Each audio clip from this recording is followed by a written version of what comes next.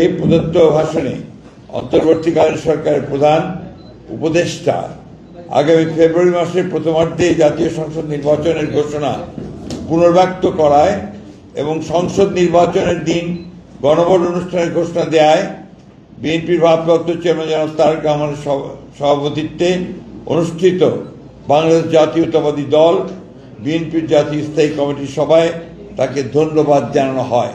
একই সাথে সভায় গত 17 অক্টোবর 2025 তারিখে ঐকমত্যের ভিত্তিতে স্বাক্ষরিত জুলাই জাতীয় সনদের ওপর জনগণের সম্মতি গ্রহণের জন্য গণভোট অনুষ্ঠানের এবং যথাশীঘ্র জাতীয় সংসদ নির্বাচনের আয়োজন করার জন্য সরকার ও নির্বাচন কমিশনের প্রতি আহ্বান জানানো হয়।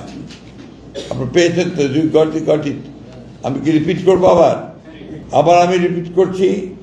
আজ জাতির উদ্দেশ্যে প্রদত্ত ভাষণে অন্তর্বর্তীকালীন সরকারের প্রধান উপদেষ্টা আগামী ফেব্রুয়ারি মাসের প্রথমার্ধে জাতীয় সংসদ নির্বাচনের ঘোষণা পুনর্ব্যক্ত করায় এবং সংসদ নির্বাচনের দিন গণভোট অনুষ্ঠানের ঘোষণা দেয় বিএনপির ভারপ্রাপ্ত চেয়ারম্যান জনাব তারেক রহমানের সভাপতিত্বে অনুষ্ঠিত বাংলাদেশ জাতীয়তাবাদী দল বিএনপি জাতীয় স্থায়ী কমিটির সভায় তাকে ধন্যবাদ জানানো হয়।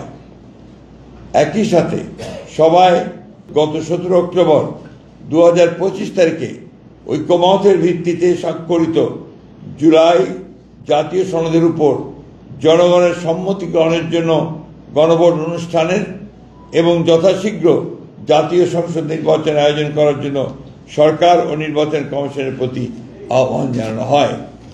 ধন্যবাদ।